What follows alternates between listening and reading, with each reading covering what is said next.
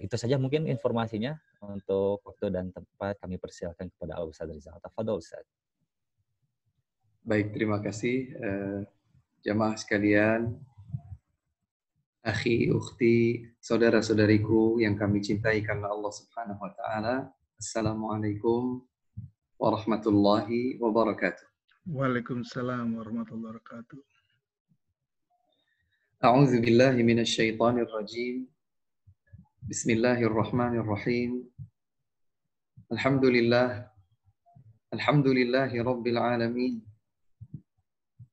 Wa bihi nasta'inu ala umurid dunya waddin. Wa asyhadu an la ilaha illallah wahdahu la syarikalah al-malikul haqqul mubin. Wa asyhadu anna nabiyyana Muhammadan abduhu wa rasuluh sallallahu alaihi wa ala alihi wa sahbihi ajma'in wa man tabi'ahum bi ihsanin ila yaumiddin. Amma ba'du. Allahumma 'allimna ma yanfa'una wanfa'na bima 'allamtana wa zidna 'ilma. Subhanaka la 'ilma lana illa ma 'allamtana innaka antal 'alimul hakim. Thumma amma ba'du. Apa kabar Bapak dan Ibu sekalian, teman-temanku, komunitas kerja mengaji. Alhamdulillah Ustaz, alhamdulillah Ustaz. Insyaallah, barakallahu Semoga fikum. antum ya sehat selalu Ustaz. Amin, amin.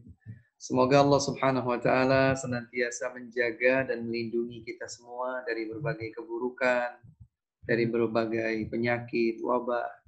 Dan Amin. semoga Allah Subhanahu wa taala menganugerahkan kepada kita istiqamah dan husnul khatimah. Allahumma amin. Amin ya rabbal alamin. Teman-teman sekalian yang dimuliakan Allah Subhanahu wa taala, di kesempatan waktu duha hingga jelang zuhur nanti, alhamdulillah Allah Subhanahu wa taala memudahkan kita untuk bisa bersama-sama berada di ruang virtual ini untuk melaksanakan salah satu di antara perintah Allah Subhanahu wa taala, yaitu at-tawasi bil haqq wat tawasi bis sabr. Saling mengingatkan tentang kebenaran dan saling mewasiatkan dengan kesabaran. Ilmu adalah yang utama bagi masing-masing kita untuk bisa senantiasa berada di atas jalan Allah Subhanahu wa taala yang lurus. Sekaligus ilmu menjadi modal dasar, modal utama bagi kita untuk meningkatkan kualitas keimanan dan ketakwaan kepada Allah Subhanahu wa taala. Maka semoga Allah Subhanahu wa taala melimpahkan taufiknya kepada kita semua untuk senantiasa bersemangat belajar menuntut ilmu agama Allah yang mulia ini. Allahumma amin. Saya jadi teringat sebuah riwayat hadis yang sahih. Disebutkan bahwa suatu ketika para sahabat sedang duduk-duduk di masjid. Kemudian Nabi Muhammad SAW melewati mereka yang sedang berbincang-bincang. Kemudian Nabi SAW bertanya kepada mereka, "Ma ajlasakum?" Apa yang telah membuat kalian duduk-duduk di sini? Maka para sahabat langsung menjawab, "Kami duduk-duduk di sini wahai Rasulullah SAW karena kami mengingat Allah. Kami membincangkan semua hal yang dapat mengingatkan kami kepada Allah Subhanahu wa taala, mengingat nikmat Islam, nikmat iman dan seterusnya." Kemudian Rasulullah SAW bertanya kembali, "Allah ma ajlasakum illa dzalik?" Maukah kalian bersumpah atas nama Allah bahwa kalian benar-benar tidaklah duduk di sini kecuali karena hal tersebut?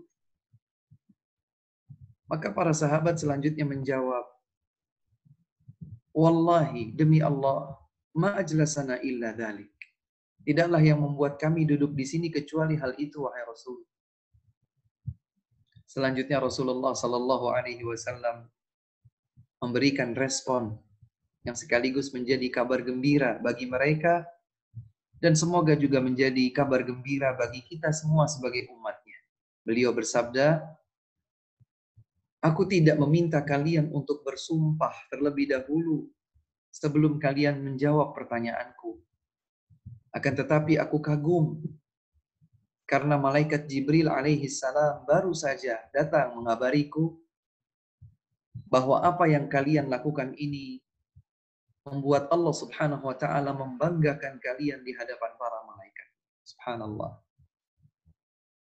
Dari hadis ini diketahui teman-teman sekalian bahwa ketika seseorang berkumpul berada di sebuah tempat untuk mengkaji ayat-ayat Allah Subhanahu wa taala, mempelajari hadis-hadis Rasulullah sallallahu alaihi wasallam, duduk sehingga membuat mereka ingat kepada Allah, dapat mengingat kenikmatan-kenikmatan yang telah Allah Subhanahu wa taala anugerahkan kepada mereka, maka itulah yang kelak akan membuat Allah Subhanahu wa taala bangga kepada mereka dan membanggakan mereka di hadapan para malaikat. Maka semoga kebersamaan kita di ruang virtual semacam ini, meskipun dari jarak jauh dari kediaman masing-masing, karena kita tidaklah ingin berkumpul kecuali untuk mempelajari ayat-ayat Allah Subhanahu wa taala, hadis-hadis Rasulullah sallallahu alaihi wasallam, mengingatkan masing-masing kita kepada Allah Subhanahu wa taala, semoga kita pun mendapatkan keutamaan tersebut. Allahumma amin. Salawat serta salam semoga tersampaikan kepada baginda Rasulullah sallallahu alaihi wasallam yang kita cintai bersama. Kepada keluarga beliau, kepada seluruh istri beliau, kepada para sahabat beliau tanpa terkecuali, dan semoga juga sampai kepada umatnya yang berpegang teguh dengan tuntunan dan keteladanan beliau hingga akhir zaman nanti. Bapak dan Ibu sekalian, teman-teman, sahabat-sahabatku, saudara-saudariku yang kami cintai karena Allah Subhanahu wa taala, tidak terasa ya, rasa-rasanya baru 1, 2, atau 3 hari saja Ramadan datang menyapa kita. Baru beberapa saat saja kita menyambut kemuliaan Ramadan dan kedatangannya. Ternyata kita sudah berada di tanggal 17 Ramadan. Subhanallah. Yang berarti separuh pertama dari perjalanan Ramadan telah usai. Dan tersisa separuh yang terakhir dan sekaligus menjadi penentu.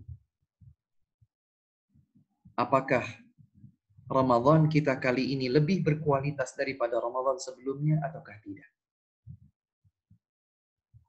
Dan sepantasnya kita untuk terus meningkatkan penghambaan diri kita kepada Allah Subhanahu wa taala melalui berbagai bentuk kebaikan dan ketaatan ibadah kepadanya. Kalaulah Ramadan kali ini adalah Ramadan terakhir bagi kita, semoga Allah Subhanahu wa taala menjadikannya Ramadan yang paling agung dan mulia pada catatan amal kesalihan kita di sisi Allah Subhanahu wa taala. Allahumma amin. Teman-teman sekalian, saudara-saudariku yang kami cintai karena Allah Subhanahu wa taala, Ramadan sebagaimana dijelaskan oleh para ulama berdasarkan ayat dan hadis yang ada, Ramadan adalah madrasah. Ramadan adalah sekolah, madrasah. Yang ternyata madrasahnya ini singkat. Allah Subhanahu wa taala menyatakan ayyaman ma'dudat. Hari-hari yang terbilang, bukan hari yang banyak sehingga serasa sulit terbilang atau terhitung. Tidak, ayyaman ma'dudat.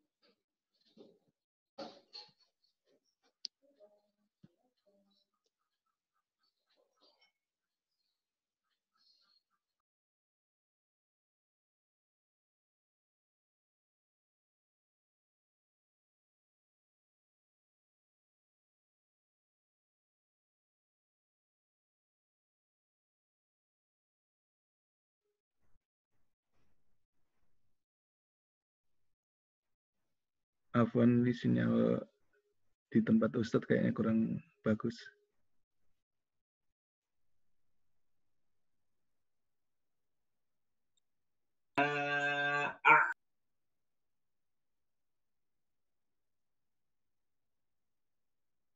Ya, itu sinyalnya tadi merah.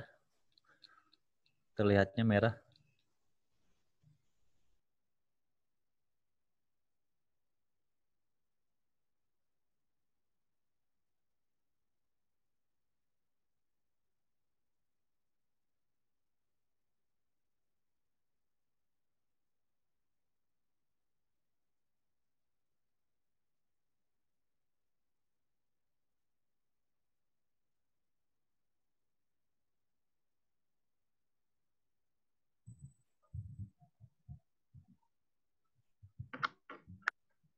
Cek.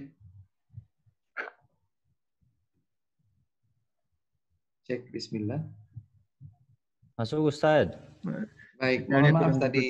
Iya, Ya. Iya, sinyalnya sempat terganggu, mohon iya. maaf. Silakan Baik Ustadz. Ustaz, tafadhol. Iya. Teman-teman yang dimuliakan Allah Subhanahu wa taala, tadi kami sampaikan bahwa Ramadan adalah madrasah dengan waktu yang cukup singkat. Maka sepantasnya lah bagi kita untuk memanfaatkan singkatnya waktu di bulan yang mulia dan penuh dengan keberkahan ini untuk berbagai bentuk kebaikan. Dan salah satu yang ditanamkan oleh Ramadan adalah kesabaran. Banyak orang berkata bahwa kesabaran bukan mudah untuk dijalankan, dan itu benar. Terbukti bahwa Allah Subhanahu wa taala menyiapkan ganjaran pahala tanpa batas bagi siapa saja yang bersabar. Semakin tinggi kualitas kesabaran seorang hamba, maka akan semakin berlipat balasan yang akan didapatkannya. Allah Subhanahu wa taala menyatakan, "Innama yuwaffas sabiruna ajrahum bighairi hisab." Allah Subhanahu wa taala menyatakan, sesungguhnya hamba-hamba yang bersabar akan mendapatkan pahala penuh tanpa batas. Ayat ini Allah Subhanahu wa taala firmankan pada surat Az-Zumar ayat ke-10. Dan ternyata ada keserupaan dalam hal ini antara kesabaran dengan siyam. Sebagaimana kesabaran adalah amal yang balasan pahalanya ditetapkan oleh Allah tanpa batas sebagaimana ayat tadi, ayat 10 surat Az-Zumar, demikian pula Allah Subhanahu wa taala menjadikan kesabaran, menjadikan siyam adalah ibadah yang balasan pahalanya tanpa batas. Dalam sebuah hadis qudsi yang barangkali sudah sangat sering kita dengar, Allah Subhanahu wa taala berfirman,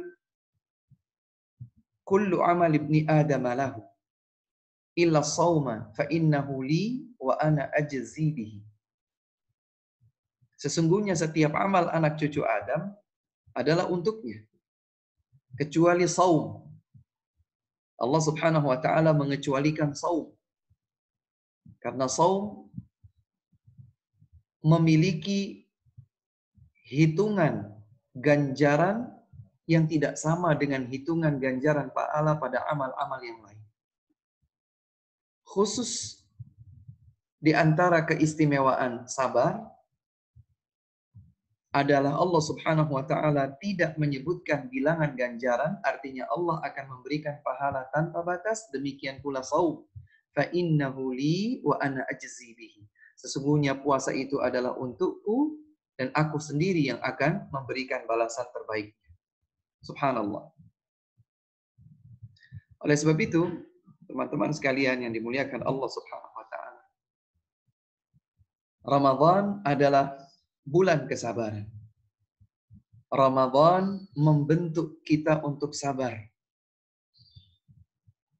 Dan sabar merupakan satu dari dua sifat utama seorang mukmin yang telah membuat Nabi Muhammad sallallahu alaihi wasallam kagum dan takjub kepadanya.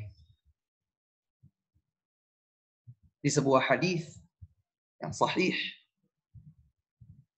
Rasulullah sallallahu alaihi wa ala alihi wasallam bersabda, "Ajaban li amril mu'min, inna amrahu kullahu khair, wa laysa dzalika li ahadin illa lil mu'min."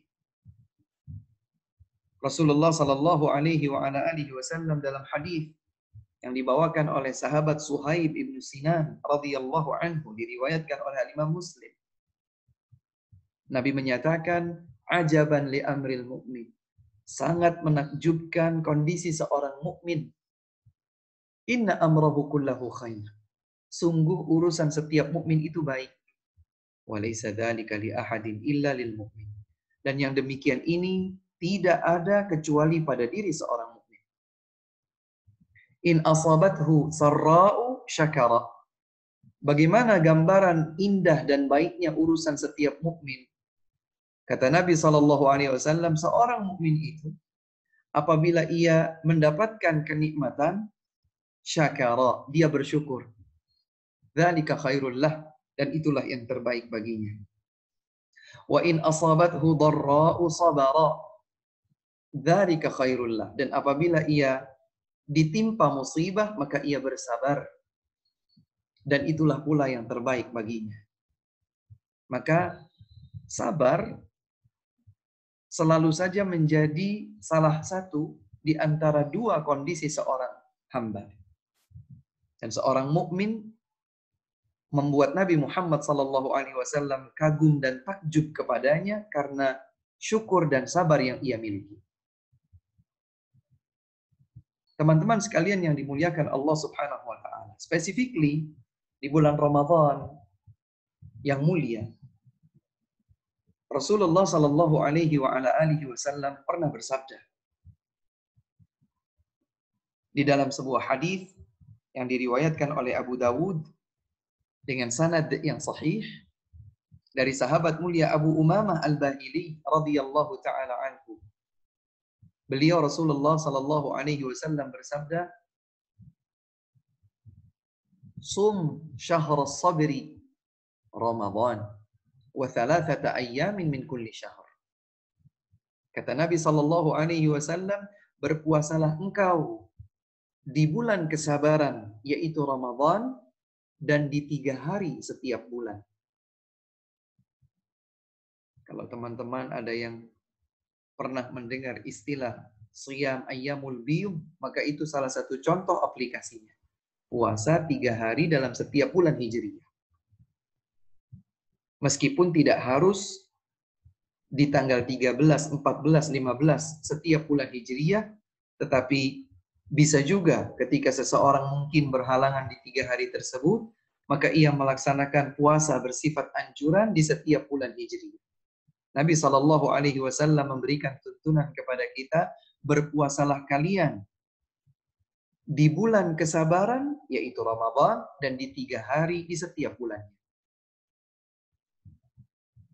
Jelas sekali di dalam hadis ini bahwa Nabi Muhammad SAW menamakan Ramadan sebagai bulan kesabaran. Menamakan Ramadan sebagai bulan kesabaran. Bagaimana tidak? Karena di bulan Ramadan umat Nabi Muhammad SAW dituntun untuk berlatih membiasakan sifat sabar tersebut. Kalaulah tidak secara langsung, maka Nabi Muhammad SAW di kesempatan yang lain menuntun kita dalam sebuah hadisnya. Ada sebuah hadis yang diriwayatkan oleh Al-Bukhari dan Muslim dari sahabat mulia Abu Hurairah radhiyallahu anhu. Beliau bersabda,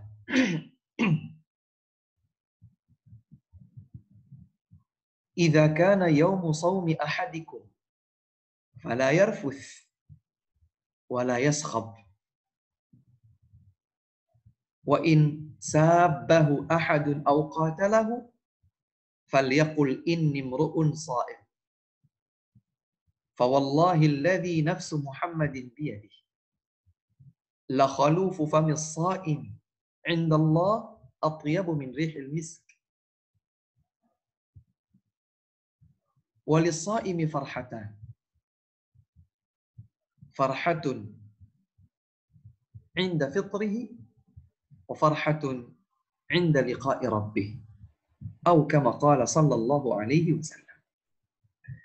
Dalam hadis ini Rasul sallallahu alaihi wasallam bersabda, apabila salah seorang di antara kalian berada di hari ia berpuasa, maka janganlah ia berbuat yang kotor atau jorok. Berucap, berkata-kata, atau berbuat yang kotor, yang jorok. Jangan. Fala yarfuth. Jangan dia berbuat rafath. Sesuatu yang kotor, yang jorok. Berucap atau berbuat yang kotor dan yang jorok. Wala yaskhab. Dan jangan pula ia berteriak-teriak. Subhanallah. Mungkin seseorang bertanya, saya mau saja untuk tidak berkata-kata kotor. Saya bisa saja untuk tidak berteriak-teriak. Tapi bagaimana kalau ada seseorang yang mengganggu saya, ingin menzalimi saya? Maka Nabi SAW seakan di kelanjutan hadis ini menjawab pertanyaan tersebut. Beliau bersabda, seandainya ada seseorang yang mencaci maki engkau atau memerangi engkau, hendaklah cukup engkau bersikap meresponnya dengan mengucapkan, sungguh aku sedang berpuasa. Allahu Akbar.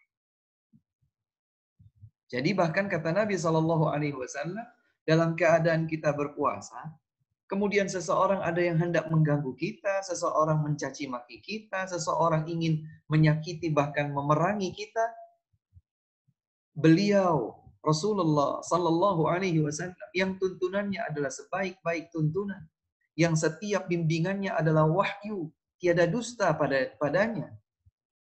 Ternyata beliau membimbingkan untuk kita dalam keadaan seperti itu, cukuplah kita merespon dengan cara mengucapkan, sungguh aku sedang berpuasa. Allahu Akbar.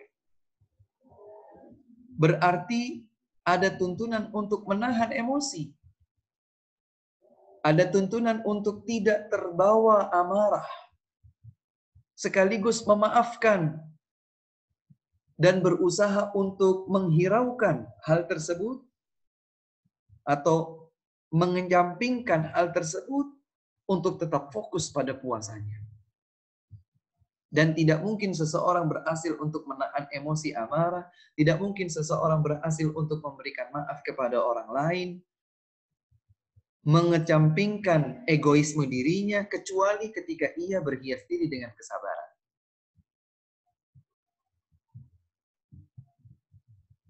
Kemudian Rasulullah Sallallahu Alaihi Wasallam bersabda, "Wala khalufu famis saimi indallahi atyabu min rihil miski." Kata Nabi Sallallahu Alaihi Wasallam, dan sungguh bau tidak sedap mulut seseorang yang sedang berpuasa di sisi Allah Subhanahu Wa Taala lebih harum daripada minyak wangi kasturi. Al-misk, minyak wangi yang paling wangi di dunia ini adalah al-misk. Demikian pula Allah Subhanahu wa taala akan menjadikan salah satu di antara kenikmatan bagi penghuni surga adalah misk. Semuanya yang berbau wangi, harum. Ternyata bau tidak sedap mulut seseorang yang sedang berpuasa karena Allah, di jalan Allah Subhanahu wa taala, di sisi Allah Subhanahu wa taala ia lebih harum daripada minyak kasturi. Kemudian Rasulullah sallallahu alaihi wasallam menyatakan, "Walis-shaimi farhatan." Dan bagi seseorang yang berpuasa ada dua kebahagiaan. Farhatun 'inda fitrih. Dia berbahagia saat ia berbuka, saat ia beridul fitri. Wa farhatun 'inda liqa'i rabbih, dan berbahagia tatkala kelak dia akan berjumpa dengan Allah Subhanahu wa taala. Teman-teman sekalian yang dimuliakan Allah Subhanahu wa taala, maka selain Nabi sallallahu alaihi wasallam menamakan Ramadan sebagai bulan kesabaran, beliau memberikan contoh sekaligus memberikan tuntunan aplikasi bagi kita, bagaimanakah kesabaran itu diterapkan saat kita berpuasa. Demikian pula dijelaskan oleh Al-Hafidh Ibnu Rajab Al-Hambali rahimahullah di dalam kitabnya Lataiful Ma'arif fi Mawasimil 'Ami minal Wadhaif, atau yang biasa disebut oleh banyak orang adalah kitab Lataiful Ma'arif karya Ibnu Rajab Al-Hambali rahimahullah. Beliau banyak mengungkapkan kepada kita berbagai kebaikan di setiap musim ketaatan kepada Allah di sepanjang tahun Hijriyah. Dan tatkala beliau menjelaskan tentang keistimewaan yang ada pada bulan Ramadan, beliau berkata, "Innal mu'mina", sesungguhnya seorang mukmin, fi Ramadan, di bulan suci Ramadan, lahu jihadani fi nafsi, memiliki dua jenis jihad perjuangan pada dirinya. Subhanallah. Kata Al-Hafidh Ibnu Rajab bahwa setiap hamba mukmin setiap hari sepanjang Ramadan menjalankan dua jihad sekaligus. Kemudian beliau menjelaskan, jihadun fi naharihi bisiyamih, jihad yang ia lakukan di sepanjang siang hari, yaitu dengan berpuasa. Jihadun biqiyamihi fi lailih, dan berjihad di bagian malam dengan melakukan qiyamul lail atau salat tarawih. Subhanallah. Dan benar saja teman-teman sekalian, barangkali masing-masing dari kita sudah merasakannya. Ada sesuatu yang bergejolak di dalam diri kita masing-masing.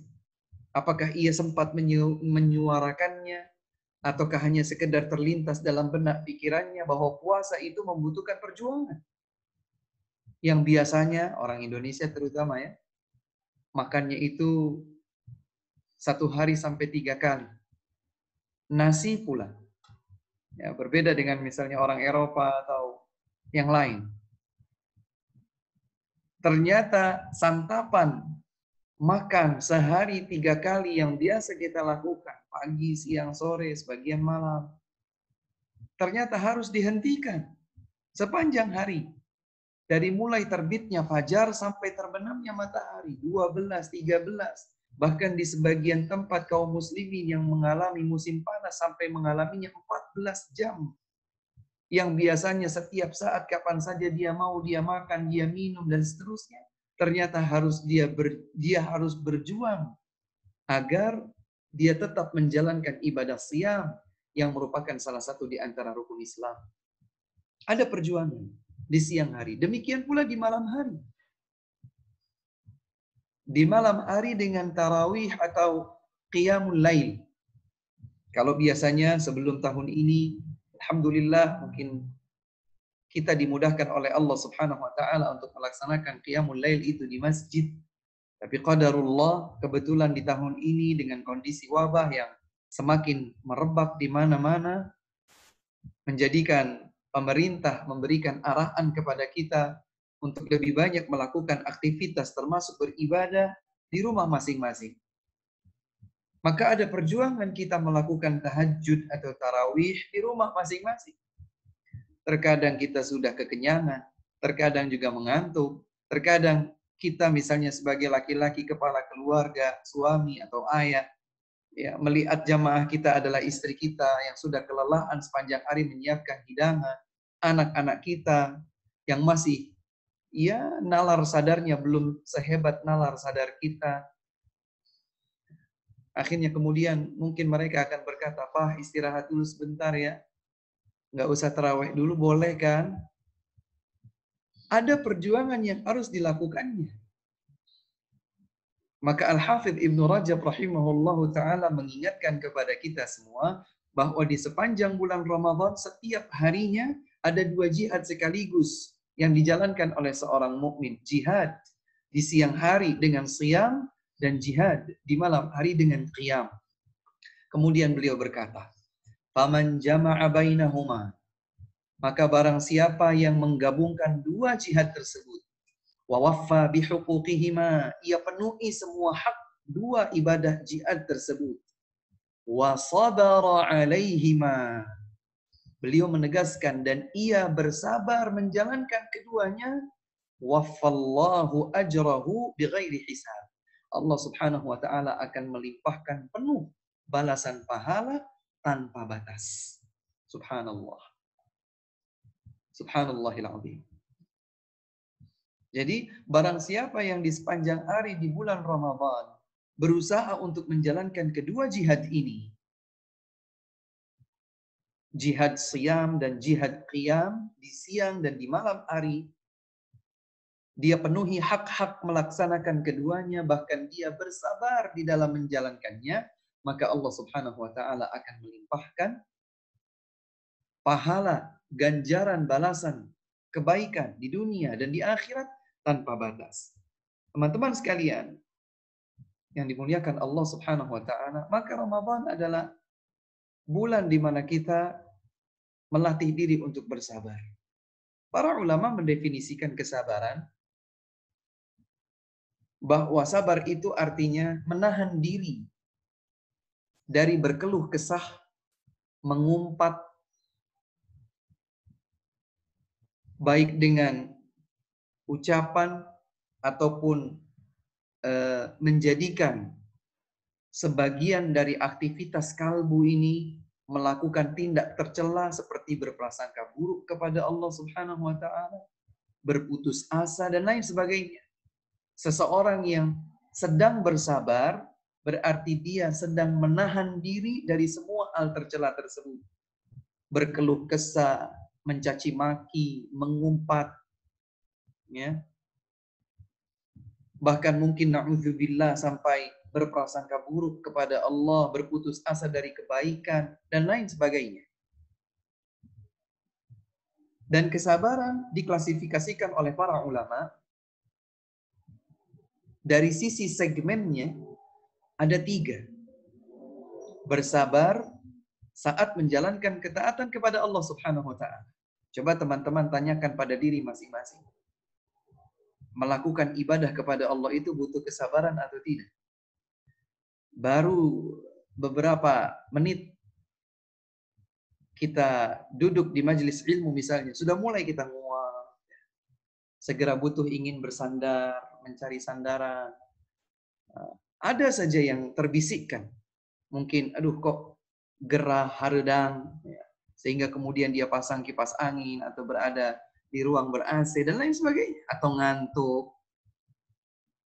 Atau tersibukkan dengan ini, tersibukkan dengan itu, dan lain sebagainya.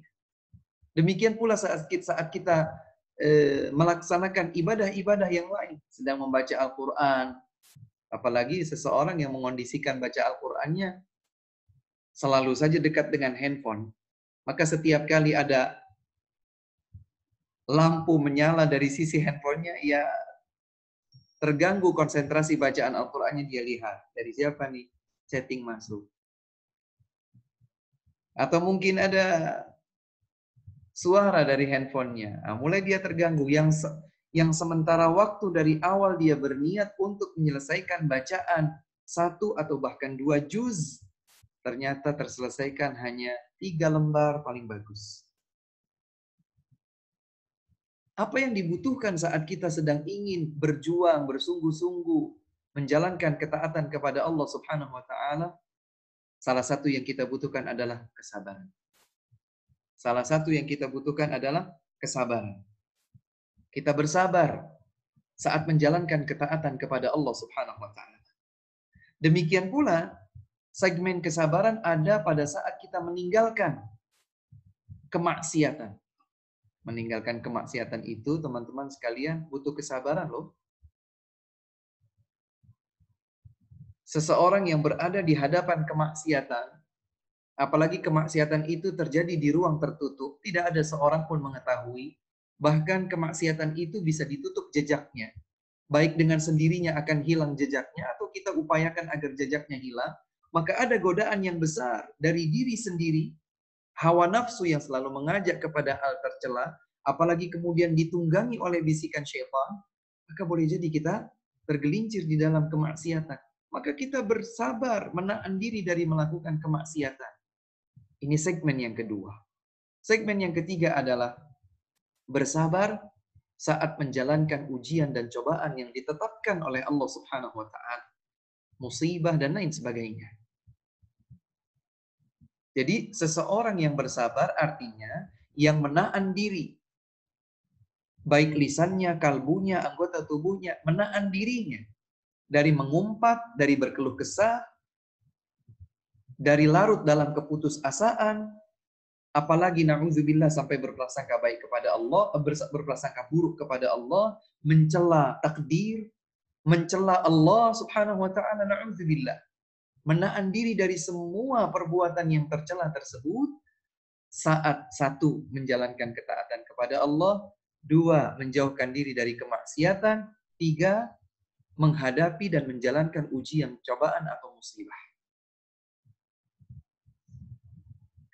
Demikian pula para ulama menjelaskan bahwa sabar dapat pula diklasifikasi berdasarkan kondisi seseorang menjadi dua, seperti disebutkan oleh Al-Hafidh Ibnul Qayyim rahimahullah dalam kitabnya Uddatus Sabirin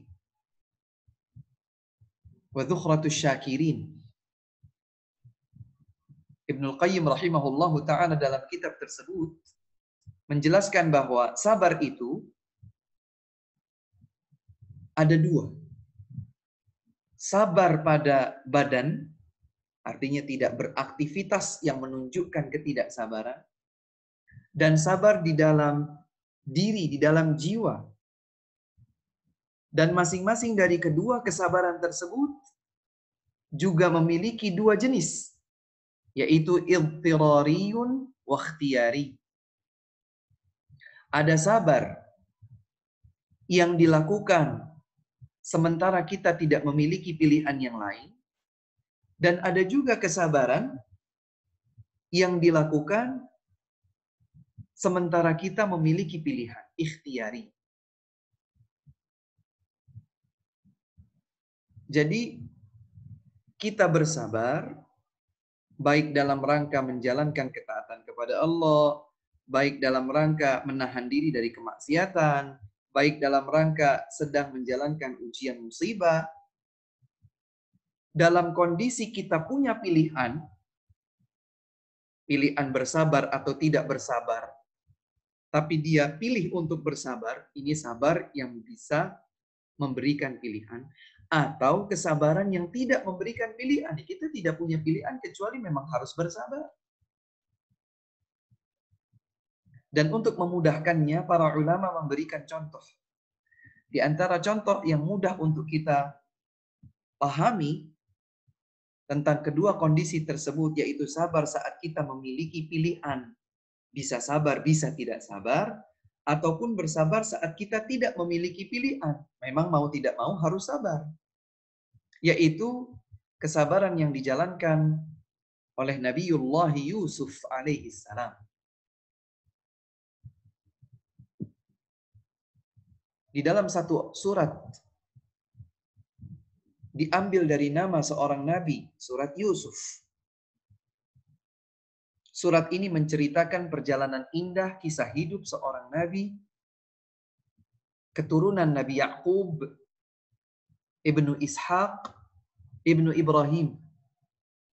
Di mana Nabi SAW menyatakan Al-Karim, Ibnul Karim, Ibnul Karim, Ibnul Karim. Seorang yang mulia, putra seorang yang mulia, putra seorang yang mulia, putra seorang yang mulia. Yusuf, Ibn Ya'qub, Ibnu Ishaq, Ibnu Ibrahim. Rangkaian nasab yang luar biasa indah. Seorang nabi bernama Yusuf, putranya seorang nabi bernama Ya'qub. Ya'qub putra seorang nabi bernama Ishaq. Ishak seorang nabi, putranya seorang nabi bernama Ibrahim. Yusuf bin Ya'qub bin Ishak bin Ibrahim. Dan Allah Subhanahu wa taala mengumpulkan kisah tentang Nabi Yusuf alaihi salam dalam satu surat, yaitu surat Yusuf. Dan ini tidak didapatkan pada kisah-kisah Nabi yang lain. Kalaulah ada di dalam surat yang lain, surat yang diambil namanya dari nama seorang Nabi, banyak. Ada surat Muhammad, ada surat Ibrahim, ada surat Yunus, ada surat Nuh, ada surat Hud, dan seterusnya. Tapi satu-satunya surat yang mengumpulkan kisah seorang nabi dan kisah nabi tersebut tidak terulang atau tidak disebutkan di dalam ayat surat yang lain hanyalah kisah Nabi Yusuf alaihissalam. Nabi Yusuf alaihissalam pada perjalanan hidupnya yang cukup panjang, terlihat ada contoh-contoh kesabaran yang dijalankan oleh Nabi Yusuf alaihissalam, baik kesabaran idtirariyun ataupun ikhtiyariyun. Sabar di mana beliau tidak memiliki pilihan yang lain, dan sabar di mana beliau memiliki pilihan yang lain untuk tidak sabar. Contohnya adalah tatkala Nabi Yusuf alaihissalam masih kecil saat itu, beliau diajak oleh 10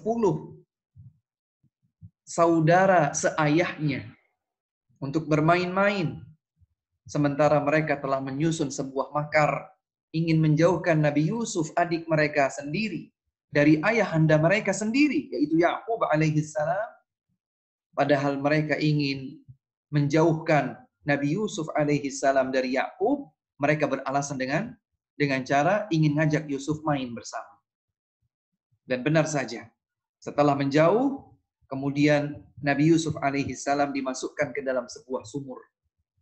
Jangan dibayangkan seperti yang kita ketahui di Indonesia pada umumnya, sumur di Indonesia itu artinya adalah sebuah lubang dengan diameter tertentu, kemudian genangan air meluas di seluas diameter tersebut.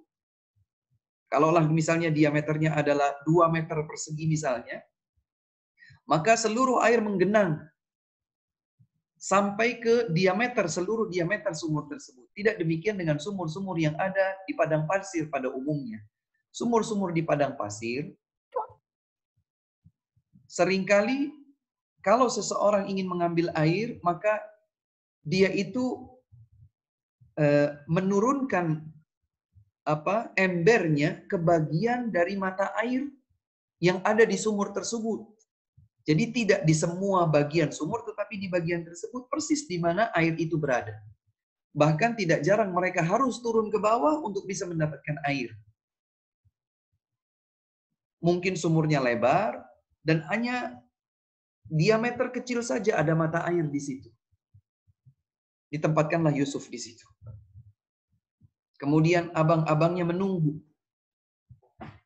Mereka berharap Yusuf dibawa oleh orang lain. Tidak lama kemudian tibalah kafilah yang datang dari arah Mesir.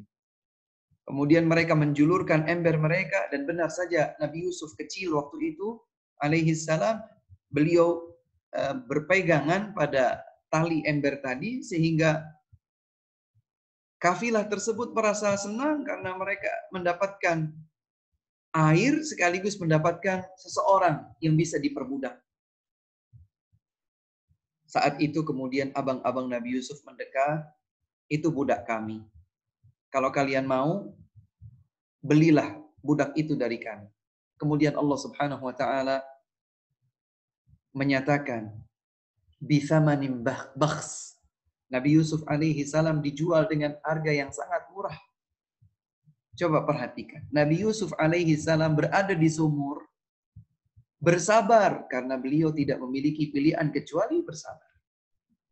Mau berteriak-teriak, orang tidak dengar di tengah padang pasir.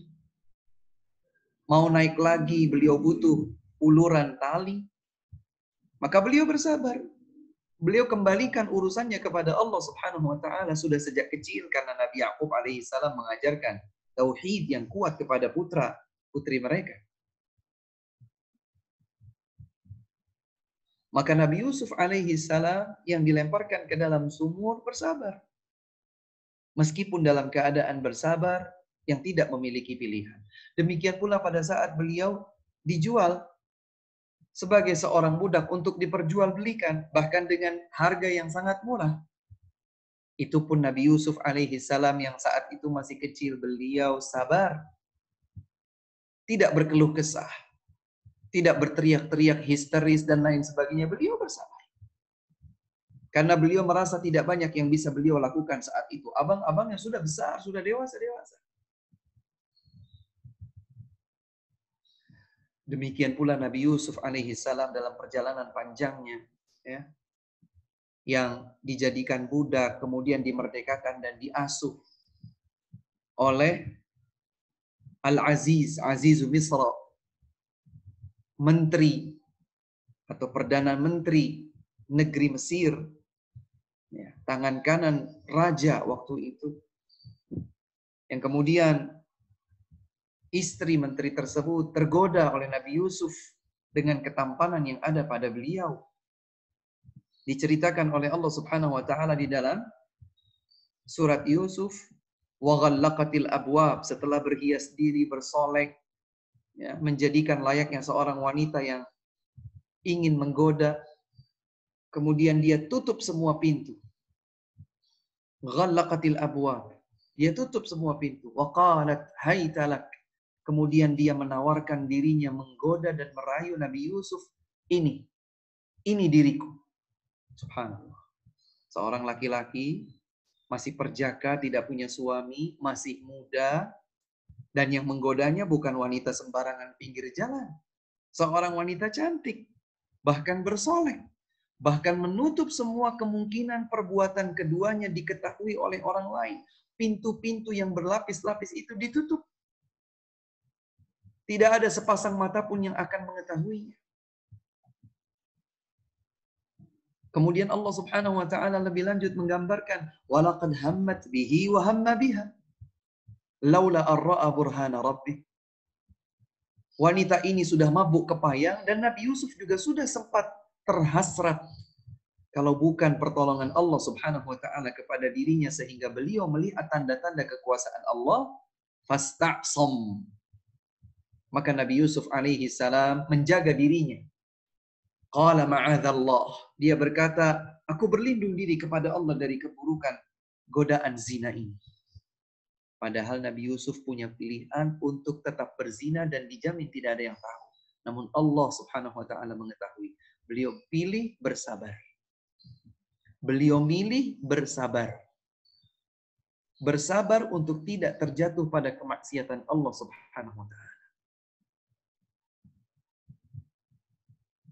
Teman-temanku sekalian, saudara-saudari yang kami cintai karena Allah Subhanahu wa taala, maka bersabar itu memiliki segmen-segmen yang berbeda dan dalam setiap kondisi kesabaran sangat mungkin untuk kita lakukan. Karenanya Allah Subhanahu wa taala memerintahkan kita untuk senantiasa bersabar dan berjuang untuk bersabar. Allah berfirman dalam surat Ali Imran ayat yang terakhir, ayat 200. Ya ayyuhalladzina amanu, wahai orang-orang yang beriman, wahai hamba-hamba yang beriman, isbiru, bersabarlah kalian. Wasabiru, dan berjuanglah untuk bersabar. Tanamkanlah kesabaran lebih besar lagi. Warabitu, bersungguh-sungguhlah dalam perjuangan. Wattaqullah, dan bertakwalah kalian kepada Allah. La'allakum tuflihun. Semoga kalian menjadi hamba-hamba yang beruntung. Subhanallah. Maka Allah Subhanahu wa taala memerintahkan kita semua untuk bersabar dan berjuang dengan kesabaran. Dan banyak sekali ayat serta hadis yang memotivasi kita untuk bersabar. Selain ayat 200 dalam surat Ali Imran tadi, Allah juga berfirman memerintahkan kesabaran sebagaimana dalam surat An-Nahl ayat 127 Allah berfirman, wasbir wa ma sabruka illa billah. Bersabarlah engkau dan tidaklah kesabaran kecuali karena Allah Subhanahu wa taala. Dan Allah Subhanahu wa taala juga berfirman di dalam surat As-Sajdah ayat 24, wa ja'alna minhum a'immatan yahduna bi amrina lamma sabaru wa kanu bi ayatina yuqinun. Allah Subhanahu wa taala menyatakan, kami telah menjadikan dari sebagian mereka sebagai para pemimpin yang mengambil petunjuk agama kami tatkala mereka bersabar dan yakin terhadap ayat-ayat Allah Subhanahu wa taala. Artinya, Allah Subhanahu wa taala akan memberikan kepemimpinan, kekuasaan, kejayaan bagi mereka hamba-hamba yang bersabar serta yakin dengan ayat-ayat Allah Subhanahu wa taala. Ustadz, saya dari dulu memang kurang sabar, Ustadz. Apa yang harus saya lakukan? Nabi pernah berpesan, "Wa man yatasabbar yusabbirullah." Siapa yang memaksakan dirinya untuk bersabar, maka Allah akan jadikan ia bersabar. Wa man yatasabbar yusabbirullah. Barang siapa yang memaksakan dirinya untuk sabar, maka dia akan sabar. Wa ma u'tiya ahadun 'ata'an khairan wa awsa'a minas sabri. Tidaklah seorang hamba diberikan anugerah yang lebih baik dan lebih luas daripada kesabaran. Jadi kalau ada seseorang diberikan anugerah karunia oleh Allah Subhanahu wa taala, mungkin kekayaan, mungkin pangkat dan jabatan, mungkin status sosial yang tinggi di pandangan masyarakat, mungkin kerupawanan wajah fisik, mungkin kecerdasan dan lain sebagainya, itu tidak sebanding, tidak ada apa-apanya dibandingkan anugerah yang Allah Subhanahu wa taala berikan kepada seorang hamba berupa kesabaran. Ada seorang wanita di zaman Nabi sallallahu alaihi wasallam berkulit hitam. Dan beliau diuji oleh Allah dengan sara'. Apa itu sara'? Kejang-kejang. Baik kejang-kejang karena sakit seperti epilepsi misalnya, atau kejang-kejang seperti saat seseorang kemasukan jin. Wanita berkulit hitam tersebut mengalami kejang-kejang. Kemudian dia datang menjumpai Rasulullah sallallahu alaihi wasallam dan berkata, "Wahai Rasulullah, sesungguhnya aku mengalami kejang-kejang. Dan seringkali aib aurat yang ada pada diriku tersingkap. Fad'ullah li an yashfiyani." Doakan kepada Allah agar aku sembuh. Kemudian Nabi sallallahu alaihi wasallam bersabda,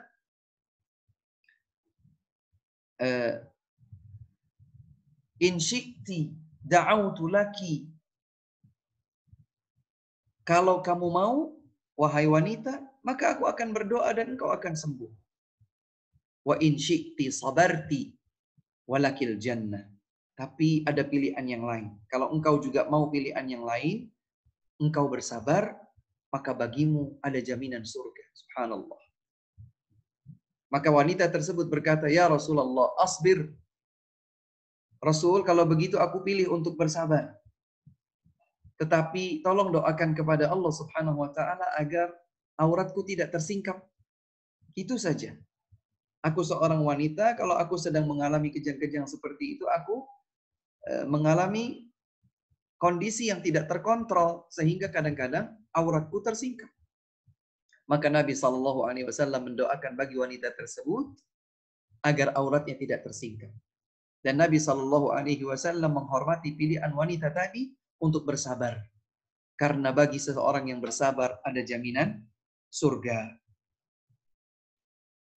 Teman-teman sekalian yang dimuliakan Allah Subhanahu wa taala, yang terakhir barangkali sebelum nanti kami berikan kesempatan jika ada yang ingin bertanya, adalah hadis di mana Rasul sallallahu alaihi wasallam suatu ketika pernah melewati seorang wanita yang sedang menangis. Ternyata tangisan wanita tersebut disebabkan wafatnya salah seorang di antara anggota keluarganya. Nabi Muhammad SAW melewati wanita tersebut dari arah yang tidak terlihat. Allahu a'lam, apakah dari belakang misalnya atau dari samping. Kemudian Rasulullah SAW berpesan kepada wanita tersebut, ittaqillaha wasbiri. Bertakwalah engkau selalu kepada Allah dan bersabarlah dengan musibah ini. Kemudian wanita itu tanpa menghiraukan siapa yang berucap, beliau berkata, ilaika anni, sudah, minggir kamu sana. Berlalulah engkau dariku. Fa innaka lam tusab mithla musibati. Engkau tidak diuji dengan musibah yang diujikan kepadaku. Sudah sana. Kemudian Nabi SAW pun meninggalkan wanita tersebut menuju rumah beliau. Kemudian ada salah seorang di antara para sahabat yang menyampaikan kepada wanita tadi, tahukah engkau siapa yang baru saja memberikan nasihat kepadamu untuk bertakwa dan bersabar? Dia adalah Rasulullah SAW. Maka buru-buru wanita ini mengejar. Dan sesampainya dia di rumah Rasulullah SAW, wanita itu berkata, Rasul, maafkan aku tidak tahu bahwa yang memberikan nasihat adalah engkau. Maka Nabi Muhammad SAW menyatakan, innamas sabru 'inda sadmatil ula. Sesungguhnya kesabaran yang berkualitas adalah kesabaran saat pertama kali benturan terjadi. Kalau engkau bersabar setelah sekian waktu, butuh loading dan lain sebagainya, iya itu sabar. Itu adalah kebaikan. Tetapi pahalanya tidak sebesar pahala seseorang yang bersabar sejak pertama kali benturan terjadi. Apakah sedang menjalankan ketaatan kepada Allah, dia merasakan berat, kemudian dia bersabar, ataukah sedang meninggalkan kemaksiatan kepada Allah, dia betul-betul berat meninggalkan kemaksiatan tersebut, tapi ia bersabar, ataukah saat dia menjalankan musibah, menghadapi musibah, sejak pertama kali musibah itu menimpanya, ia pun bersabar. Semoga Allah Subhanahu wa Ta'ala menjadikan kita semua sebagai hamba-hamba yang bersabar, terutama sekali di bulan Ramadan yang mulia ini, karena dengan latihan bersabar, semoga Allah Subhanahu wa Ta'ala luluskan kita kelak, ya, setelah selesai dari Ramadan, agar kita menjadi hamba yang bersabar, mendapatkan pahala tanpa batas, dikagumi oleh Nabi Muhammad SAW akibat syukur dan sabar kita di setiap saat. Kiranya ini yang dapat disampaikan, kurang dan lebihnya kami mohon maaf. Wallahu ta'ala a'lamu bis-shawab. Wa sallallahu wa sallam wa baraka ala nabiyyina Muhammadin wa ala alihi wa sahbihi wa sallam. Wa akhiru da'wana anil hamdulillahi rabbil alamin. Alhamdulillah, amin. Syukur jazakallah khair Ustaz yang sudah mengingatkan kepada kita semua tentang hakikat bersabar, dan tentu saja ini kesabaran ini akan muncul manakala tadi seperti yang Ustaz sampaikan dalam hadisnya, bahwa dalam hadis Rasul bahwa sabar itu akan muncul tatkala kita berupaya atau berusaha untuk bersabar, maka sabar itu akan muncul. Baik, sambil nunggu yang mengacungkan tangan, ini ada tadi ada yang mengaturkan pertanyaan melalui chat. Oh ya, ada Fauzan ya. Nanti Abu Fauzan setelah ini ya, yang di chat dulu Ana bacakan. Assalamualaikum. Tadi disampaikan mengenai berpuasa. Sesungguhnya puasa adalah untukku, maksudnya untuk Allah, dan aku sendiri yang akan langsung memberikan ganjaran. Mohon penjelasannya Ustadz terkait ganjaran yang Allah berikan langsung. Bagaimana dengan ibadah-ibadah yang lain? Apakah ganjaran tidak Allah berikan secara langsung? Jazakallahu khair. Jazakumullahu khairan. Maksud dari hadis qudsi tersebut bukan kalau saum itu langsung diganjar oleh Allah Subhanahu wa taala, sementara selain saum tidak langsung. Tetapi maksudnya adalah bahwa setiap amal itu memiliki ganjaran dengan lipatan yang diketahui. Sebagaimana ayat dan hadis menyebutkan, ya, al-hasanatu bi'asyri amthaliha. Satu kebaikan itu mendapatkan 10 kali lipat ganjaran dan balasan. Kemudian bisa saja bertambah ila sab'i mi'ati dhi'fin, bisa sampai 700 kali lipat. Sebagaimana yang Allah sebutkan misalnya tentang ganjaran sedekah pada surat Al-Baqarah. Demikian pula disebutkan dalam beberapa hadis. Ya. Maka lipatan-lipatan pahala pada umumnya berlaku di setiap ibadah, yaitu dikalikan 10 kali lipat. Berbeda hanya dengan saum. Saum itu tidak berlaku kelipatan pahala. Ya. Mungkin 10 jadi sekian, jadi 700, jadi sekian. Tidak demikian dengan saum. Karena Allah Subhanahu wa ta'ala yang akan menentukan sendiri sesuai dengan kualitas saum setiap hambanya. فَإِنَّهُ لِي وَأَنَا أَجْزِي بِهِ. Dan aku yang akan memberikannya. Artinya Allah Subhanahu wa ta'ala yang akan menentukan kadar dan ganjaran tersebut kepada setiap hamba. Demikian wallahu ta'ala alam. Baik, mudah-mudahan jelas ya Erwan. Selanjutnya pertanyaan dari Abu Fauzan yang sudah mengacungkan tangan. Tafadhol Abu Fauzan, pertanyaannya. Bismillah, Assalamualaikum Ustaz. Waalaikumsalam warahmatullahi wabarakatuh. Mana mau tanya, misalnya kan kita kan ada kehilangan sesuatu gitu ya. Nah kan tadi Ustadz menyampaikan sabar itu kan pada saat pertama kali kita mendapatkan musibah itu kan ya. Nah pada saat pertama kali musibah itu mungkin kita sabar gitu Ustadz. Terus kita sudah mengikhlaskan, tapi kadang-kadang misalnya kita kalau ingat lagi, misalnya 2 hari atau sebulan atau setahun setelahnya itu kan itu ingat lagi barang itu kenapa kok hilang, kok kenapa orang itu bisa mencuri gitu, bisa mencuri barang kita gitu. Apakah pahala sabar tadi hilang Ustaz? Masya Allah. Masya Allah. Baik, apakah pahala kesabaran seseorang menjadi hilang pada saat di awal dia sudah bersabar, namun setelah berlalu beberapa waktu seakan-akan ada lagi bisikan-bisikan hati yang menunjukkan ketidaksabaran. Allah Ta'ala a'lam apakah akan langsung menguap dengan sendirinya pahala tersebut? Mudah-mudahan tidak. Mudah-mudahan tidak. Tapi yang perlu diingatkan dalam kondisi seperti itu adalah hadis lain yang pernah disampaikan oleh Nabi Muhammad SAW. Beliau bersabda, saya baca cepat. Beliau bersabda, "Al-mu'minul qawiyyu khairun wa ahabbu ila Allah minal mu'minil dha'if." Kata beliau Nabi Muhammad SAW, seorang mukmin yang kuat lebih baik dan lebih dicintai oleh Allah Subhanahu wa taala daripada mukmin yang lemah. Wa fi kullin khair. Meskipun pada keduanya terdapat kebaikan, sama-sama beriman, maka kebaikan iman menjadikan mereka sama-sama memiliki nilai baik. Tapi yang kuat lebih dicintai oleh Allah dan lebih baik daripada seorang mukmin yang lemah. Para ulama menjelaskan bahwa kekuatan yang dimaksud adalah kekuatan ilmu, kekuatan amal, ibadah, kesalihan, ya, kekuatan bertekad untuk melakukan kebaikan, kekuatan berazimah, ya, dan kekuatan-kekuatan positif lainnya. Saya ulangi, Nabi bersabda, seorang mukmin yang kuat lebih baik dan lebih dicintai oleh Allah Subhanahu wa taala daripada mukmin yang lemah, meski pada keduanya terdapat kebaikan.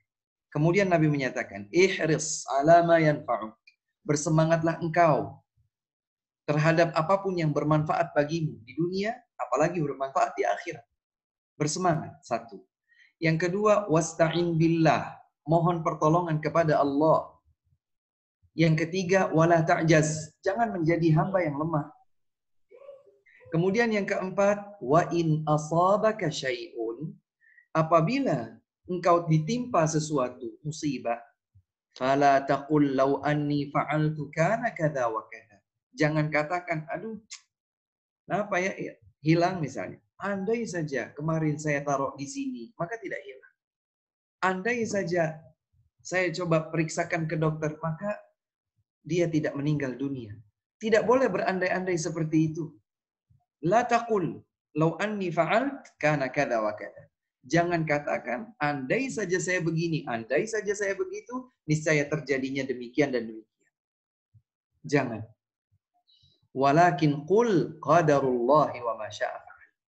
Akan tetapi, ucapkanlah, ini ketetapan takdir Allah, dan apa yang Allah kehendaki pasti akan terjadi.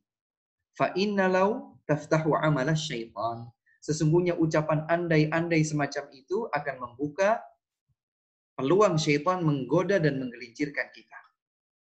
Nah, kembali kepada pertanyaan yang tadi diajukan oleh Abu Fauzan, ya, bahwa apakah seseorang yang alhamdulillah sejak awal kejadian musibah dia sudah mampu bersabar, alhamdulillah. Tapi ketika waktu berlalu, kadang-kadang dia tergoda.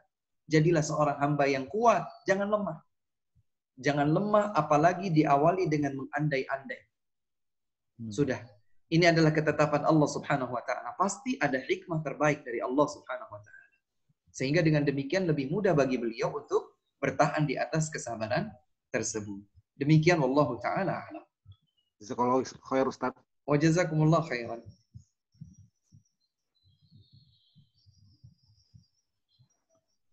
Baik Ustaz. Mudah-mudahan jelas ya Reza, Abu Fauzan.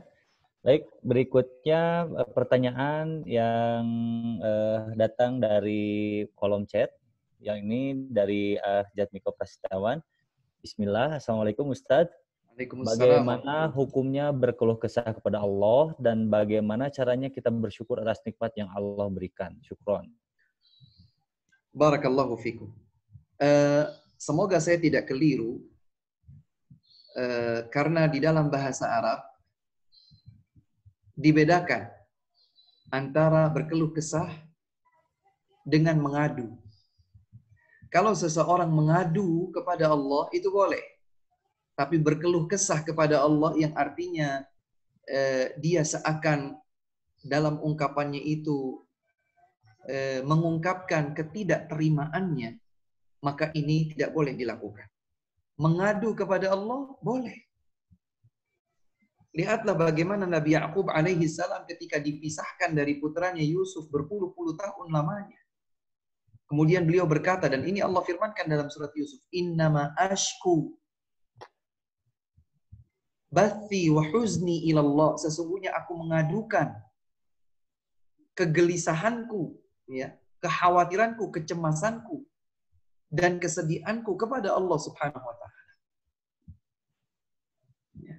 Dan boleh bagi seseorang itu mengadu kepada Allah. Seperti misalnya saat kita berkata, Rabbana zalamna anfusana, ya Allah, kami telah menzalimi diri kami sendiri. Ini bukan sedang berkeluh kesah yang seakan-akan menyalahkan Allah Subhanahu wa Ta'ala, tetapi sedang mengadu kepada Allah, membuat pengakuan. Nah, ketika pengakuan, aduan ini diajukan kepada Allah Subhanahu wa Ta'ala, maka boleh. Tapi kalau berkeluh kesah yang padanya terdapat, ya Allah, dosa apa hamba sehingga hamba diuji dengan ujian yang berat. Subhanallah, dosa kita banyak. Kenapa kita berkata, ya Allah, dosa apa aku? Dosa kita banyak. Sadar atau tidak, diakui atau belum, dosa kita banyak. Dan Allah Subhanahu wa Ta'ala Maha mengasihi hambanya yang Allah kasihi, karena dengan musibah tersebut sementara kita sabar, Allah Subhanahu wa Ta'ala akan menggugurkan dosa-dosa kita. Maka ucapan Rabbana zalamna anfusana wa illam taghfir lana wa tarhamna lanakunanna minal khasirin adalah aduan kita kepada Allah.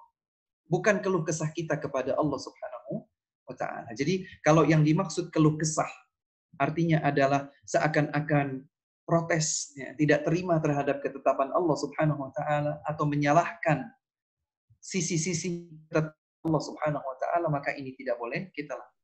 Tetapi mengadu kepada Allah, bersimpuh, melakukan aduan, pengakuan kepada Allah Subhanahu wa Ta'ala, maka yang demikian ini tidak mengapa, wallahu ta'ala a'lam.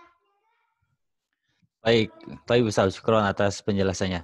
Selanjutnya pertanyaan dari melalui kolom chat juga. Assalamualaikum Ustaz, mau tanya apakah boleh sholat tarawih dengan cara duduk karena kondisinya sedang mengantuk gitu, ketika mengantuk. Ketika mengantuk, Masya Allah. Ya, boleh duduk tidak? Sebelum kondisi mengantuk itu membuat kita duduk, maka sebaiknya kita berwudu terlebih dahulu. Karena kalau kondisi yang menyebabkan kita duduk itu adalah mengantuk, dikhawatirkan dengan duduk justru tambah berat ngantuknya. Ya, justru tambah berat ngantuknya. Dahulu, sebagian sahabat Rasulullah Sallallahu Alaihi Wasallam, saking panjangnya salat, sebagian mereka ada yang sampai tidak bisa menumpu badannya sendiri dengan kakinya sehingga bertengger pada tali di masjid Rasul Sallallahu Alaihi Wasallam. Membentangkan tali untuk kemudian bersandar di tali tersebut agar tetap berdiri. Karena kalau berdiri bertumpu dengan kaki mereka sudah tidak kuat karena panjangnya salat. Mereka tidak berkeluh kesah. Mereka tetap berjuang. Tapi mereka mempergunakan tali tersebut ya seakan menyandar kepada tali tersebut untuk bisa tetap tegak. Oleh sebab itu, jika maksudnya adalah mengusir ngantuk dengan duduk, kami khawatir justru dengan duduk malah tambah berat ngantuknya. Jadi langkah yang dilakukan terlebih dahulu adalah memohon pertolongan kepada Allah Subhanahu wa taala, kemudian berwudu, kemudian beraktivitas ringan untuk mengembalikan semangat misalnya. Kecuali kalau yang menyebabkan kita duduk adalah kondisi yang lain, seperti ada sakit di pinggang misalnya, ya, atau ada sakit di bagian kaki sehingga tidak bisa bertumpu lama saat sholat misalnya. Kemudian dia duduk, maka yang demikian ini tidak mengapa. Wallahu ta'ala.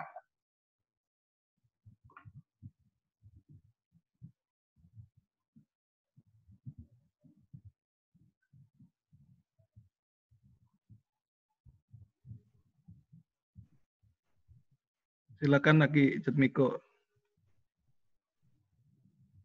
Ya, Assalamualaikum warahmatullahi wabarakatuh. Waalaikumsalam warahmatullahi wabarakatuh. Silakan Bapak. Bagaimana kabar Ustaz? Alhamdulillah sehat, baik. Oh, Masya Allah, Pak Jatmiko. Silakan. Iya. Ya, tadi pertanyaan saya sudah dijawab satu mengenai berkeluh kesah tadi ya. Cuma yang kedua Ustaz mengenai bersyukur.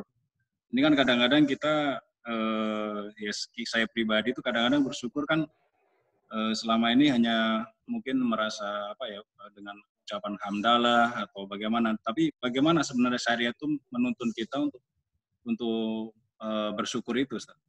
Masya Allah. Barakallahu fikum. Wa jazakumullahu khairan. Baik, menarik sekali pertanyaannya. Bagaimana hakikat kita bersyukur kepada Allah Subhanahu wa taala? Ini penting. Ya, benar sekali bahwa tidak cukup seseorang itu mengucapkan alhamdulillah.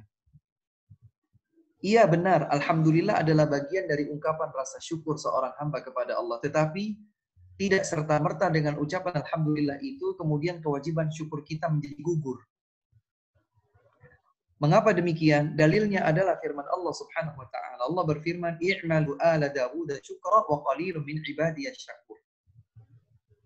Kalau Allah Subhanahu wa taala mengisahkan tentang Nabi Sulaiman, ya. Kemudian Allah Subhanahu wa taala berfirman, "I'malu ala Dawud syukra." Beramallah wahai keluarga Dawud. Nabi Sulaiman alaihi salam adalah putra dari Nabi Dawud alaihi salam. Maka seakan Allah Subhanahu wa taala berfirman, "Beramallah engkau wahai Sulaiman putra Dawud" sebagai bentuk syukur. Jadi syukur kita itu diwujudkan dalam bentuk amal. I'malu ala Dawud syukra. Beramallah engkau wahai keluarga Dawud dalam rangka bersyukur. Wa qalilum min ibadiyasy syakur. Dan sangat sedikit sekali di antara hamba-hambaku yang bersyukur. Ya, setelah Allah Subhanahu wa taala menyebutkan amal sebagai cerminan rasa syukur kepada Allah, ternyata Allah Subhanahu wa taala menyatakan wa qalilun min ibadiyasy syakur, dan hanya sedikit saja di antara hambaku yang bersyukur. Nanti ayat ini bisa dilihat ya pada surat Saba, surat yang ke-34 ayat 13. Ini di rangkaian ayat yang mengisahkan tentang kisah Nabi Sulaiman alaihi salam. Dan Nabi Sulaiman alaihi salam adalah nabi kedua setelah ayahandanya Nabi Daud, seorang nabi yang sekaligus seorang raja. Seorang nabi yang sekaligus seorang raja pertama kali adalah Nabi Daud alaihi salam, kemudian selanjutnya adalah putra beliau Sulaiman. Allah Subhanahu wa taala berfirman, "Wa qalilun min ibadiyasy syakur." Sedikit saja di antara hamba-hambaku yang bersyukur. Seandainya mengucapkan alhamdulillah sudah cukup menggugurkan kewajiban syukur, niscaya sesungguhnya sudah banyak orang yang bersyukur kepada Allah Subhanahu wa taala karena hampir setiap muslim mengucapkan alhamdulillah. Padahal Allah berfirman, sangat sedikit sekali di antara hambaku yang bersyukur. Jadi bagaimana bersyukur? Bersyukur itu adalah menjadikan semua kenikmatan yang Allah anugerahkan sebagai media untuk meningkatkan kualitas ibadahnya kepada Allah Subhanahu wa taala, untuk meningkatkan kualitas penghambaan dirinya kepada Allah Subhanahu wa taala.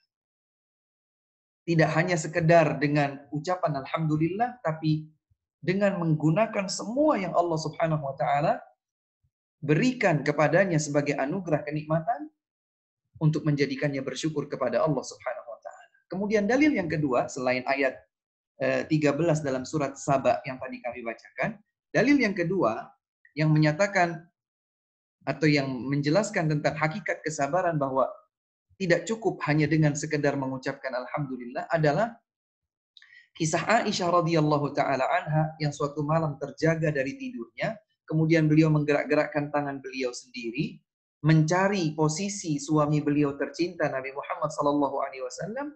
Ternyata tangan beliau menggapai tumit kaki Nabi Muhammad sallallahu alaihi wasallam yang sudah mulai bengkak. Ternyata didapatkan itu disebabkan panjangnya salat beliau. Setelah usai dari salat Nabi sallallahu alaihi wasallam, Aisyah pun bertanya dengan penuh ibah, "Ya Rasulullah, wahai Rasulullah, bukankah engkau adalah hamba yang telah Allah ampuni dosa-dosamu yang telah lalu dan yang akan datang?" Jawaban Nabi, "Iya benar." Pertanyaan Aisyah berikutnya, "Lalu mengapa engkau melakukan sedemikian hebat?" Jawaban Rasulullah sallallahu alaihi wasallam ringkas saja, "Afala akunu 'abdan syakur?" Tidak pantaskah bagiku untuk menjadi hamba yang bersyukur kepada Allah Subhanahu wa taala. Jadi untuk menggapai predikat bersyukur kepada Allah, Nabi seperti ini amalnya. Nabi demikian perjuangannya, salat malamnya panjang sekali dalam rangka menggapai predikatnya sebagai seorang yang bersabar. Maka bersabar itu tidak cukup dengan hanya sekedar mengucapkan alhamdulillah Allah sudah berikan ini, sudah berikan itu, sudah selesai. Gugur kewajiban untuk bersyukur setelah mengucapkan alhamdulillah. Tidak. I'malu ala Dawud syukra. Beramallah wahai keluarga Dawud sebagai bentuk syukurmu. Wa qalilun min ibadiy syakur, dan hanya sedikit saja di antara hamba-hambaku yang bersyukur. Dan Nabi sallallahu alaihi wasallam memberikan keteladanan seperti yang tadi disebutkan dalam kisah Aisyah radhiyallahu taala anha. Demikian Pak Jatmiko, wallahu taala a'lam bissawab. Baik, Ustaz, syukron jazakallahu atas jawabannya. Untuk pertanyaan berikutnya datang dari Niko Adelika. Ustadz, amalan apakah yang harus dilakukan di malam ganjil, tepatnya di 10 akhir Ramadan, terlebih pagi hari kita harus tetap di rumah? Seperti itu Ustadz pertanyaannya. Baik, terlebih pagi kita harus tetap di rumah. Kalau pertanyaan ini terhubung juga atau berhubungan dengan i'tikaf seseorang yang dilaksanakannya di masjid, maka seseorang yang diberikan taufik oleh Allah Subhanahu wa taala untuk berjumpa dengan 10 hari terakhir bulan Ramadan, maka hendaklah ia meningkatkan segala bentuk ibadahnya kepada Allah Subhanahu wa taala. Ibunda kita tercinta Aisyah radhiyallahu anha pernah berkata, "Kana Nabi sallallahu alaihi wasallam idza kana al-ashrul awakhir min Ramadan," dahulu tatkala tiba 10 hari terakhir bulan Ramadan, maka Nabi kita Muhammad sallallahu alaihi wasallam syaddal mi'zar, mengencangkan tali sarung beliau. Para ulama menjelaskan bahwa mengencangkan tali sarung memiliki satu di antara dua kemungkinan makna atau kedua-duanya sekaligus. Makna yang pertama adalah bahwa Nabi Shallallahu Alaihi Wasallam memaksudkan kita mengencangkan tali ikatan sarung adalah kita tidak menggauli istri-istri kita. Kenapa tidak menggauli istri kita? Kan halal-halal. Tapi saking sibuknya kita di setiap malam 10 hari terakhir bulan Ramadan, kita sampai-sampai seakan tidak berhasrat dengan perumpamaan mengikatkan atau mengencangkan tali ikatan sarung. Atau maksud yang lain adalah bahwa Nabi Shallallahu Alaihi Wasallam memaksudkan kita ini bersungguh-sungguh. Nabi Shallallahu Alaihi Wasallam lebih bersungguh-sungguh dari sebelumnya. Jadda wajtahad wa ayqadha ahlah. Bahkan Nabi Shallallahu Alaihi Wasallam bersungguh-sungguh dan beliau membangunkan segenap keluarga beliau. Syaddal mi'zar. Beliau mengencangkan ikatan sarung. Wa ayqadha ahlah. dan membangunkan keluarga, wa ahya lailah, dan menghidupkan malam harinya untuk beribadah kepada Allah Subhanahu wa taala. Kemudian catatan yang kedua, bahwa untuk kita mendapatkan Lailatul Qadar, kita bukan hanya bersungguh-sungguh di malam-malam terakhir saja sehingga terlena dengan malam-malam genap hitungan kita sendiri. Karena tidak demikian dahulu Nabi Shallallahu Alaihi Wasallam melakukan dan para sahabatnya mencontohkan. Nabi Shallallahu Alaihi Wasallam dan para sahabatnya bersungguh-sungguh di 10 malam terakhir. Dan apabila tiba malam ganjil, mereka lebih bersungguh-sungguh lagi. Lalu apa yang kita bisa lakukan? Lakukan semua bentuk kesalihan. Sudah tahajud Ustaz, sudah tarawih Ustaz. Lalu apalagi yang saya bisa lakukan terkait salat? Salat sunnah mutlaqah. Perbanyak sujud kita, perpanjang sujud kita, perbanyak doa kita. Baca Al-Quran. Kemudian saat kita mampu untuk bersedekah di malam-malam tersebut, sedekah. Di malam tersebut kita sedang bisa membantu orang lain yang sedang kesulitan, bantu. Apapun bentuk kesulitan tersebut. Maka apa yang bisa kita lakukan, kesalihan yang Allah mudahkan untuk kita lakukan di 10 malam terakhir bulan Ramadan, lakukan. Dan dahulu Aisyah radhiyallahu taala anha bertanya kepada Nabi sallallahu alaihi wasallam, "Wahai Rasul, doa apa yang aku baca saat aku berjumpa dengan Lailatul Qadar?" Maka Nabi sallallahu alaihi wasallam mengajarkan kepada ibunda kita Aisyah radhiyallahu anha, juga mengajarkan kepada kita semua umatnya untuk membaca Allahumma innaka afuwun tuhibbul afwa fa'fu anni. Ya Allah, sesungguhnya Engkau Maha Pemaaf, maka maafkanlah kami, ampuni dosa-dosa kami. Maka semua kesalihan bisa kita lakukan sebanyak mungkin, seikhlas mungkin, sekualitas tinggi, sebaik mungkin, ya, setinggi mungkin kualitas yang bisa kita lakukan. Demikian wallahu ta'ala. Baik, mudah-mudahan terwakili dan jelas ya jawabannya untuk Niko Adelika. Berikutnya dari pertanyaan dari Beta Nindita, di sini dikatakan bahwa Ustadz telah menjelaskan tentang terkait sabar. Saya pernah mendengar terkait larangan atau tidak dianjurkannya untuk minta diruqyah karena takut menjadi syirik. Mohon maaf apabila di luar tema dan konteks ceramah. Begitu Ustaz. Baik, sebetulnya dilarang meminta ruqyah itu ada 2 jenis. Jika ruqyah yang dilakukan tidak sesuai dengan ruqyah yang dahulu dicontohkan oleh Nabi Sallallahu Alaihi Wasallam dan para sahabatnya, beliau ajarkan dalam hadits-hadits sahihnya. Bahkan ruqyahnya itu menggunakan jampi-jampi dengan bahasa yang tidak terpahami, ya, dengan ritual-ritual yang bahkan tidak diajarkan sama sekali. Makan ini, makan itu, baca ini, baca itu, menyelam di sini di malam hari jam sekian dan seterusnya. Itu yang disebut ruqyah. Maka ruqyah tersebut ruqyah yang mengandung unsur kesyirikan, ini tidak boleh. Ini hukumnya syirik, terlarang, haram. Adapun meminta ruqyah yang berarti meminta kepada seseorang untuk membacakan Al-Quran dan doa-doa yang dahulu diajarkan oleh Nabi Sallallahu Alaihi Wasallam dalam ruqyah, maka ini mengurangi kadar tauhid. Dan jenis yang kedua ini disebutkan oleh Nabi Muhammad Sallallahu Alaihi Wasallam bahwa 70.000 di antara umat beliau akan masuk surga tanpa hisab, tanpa hitungan, tanpa azab, tanpa sentuhan azab, langsung masuk ke dalam surga. Mereka adalah hamba-hamba Allah yang memiliki beberapa sifat. Yang pertama adalah la yastarqun. Humul ladzina la yastarqun. Mereka yang tidak meminta ruqyah. Kenapa tidak meminta ruqyah? Karena dikhawatirkan ketika kita minta ruqyah kepada seseorang, maka akan berkurang ketergantungan kita kepada Allah dan akan berkurang keyakinan kita terhadap kehebatan Al-Quran, di mana Allah Subhanahu wa Ta'ala menjadikan Al-Quran sebagai penyembuh. Kemudian yang kedua, sifat hamba-hamba Allah yang masuk surga tanpa hisab, tanpa adab adalah wala yaktawun, tidak berobat dengan besi panas. Humul ladzina la yastarqun wala yaktawun wala yatatayyarun, tidak melakukan tatayyur, khurafat.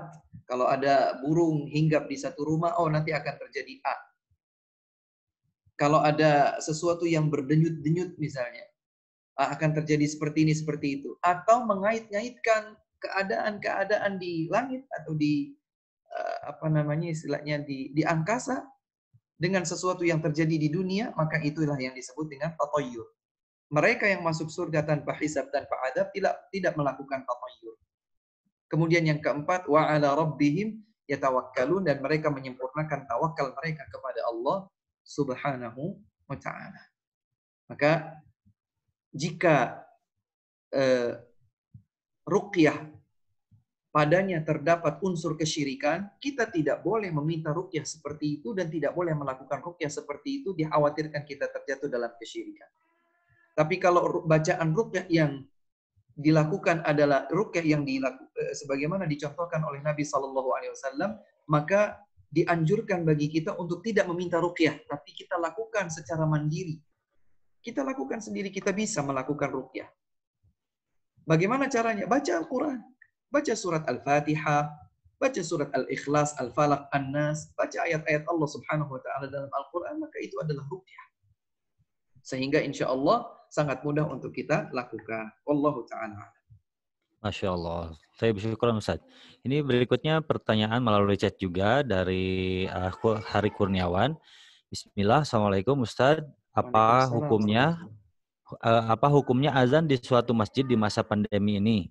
Kita ketahui bahwa azan merupakan fardu kifayah.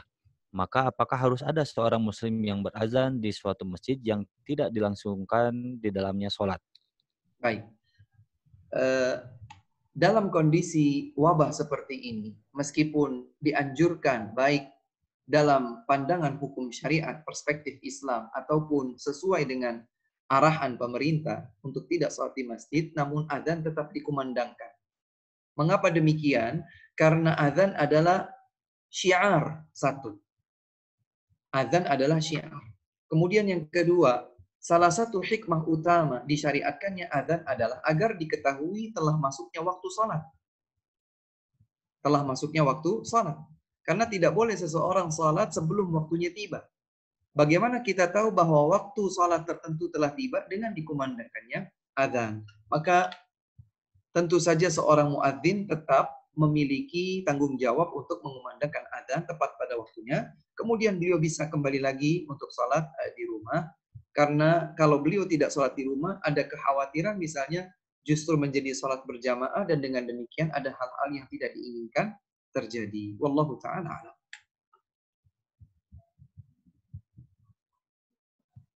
Baik, syukur Ustaz. Ini kemudian ada lagi pertanyaannya melalui chat dari Erik Al-Cibubur. Waduh, Masya Allah. Dari Cibubur ya, Erik.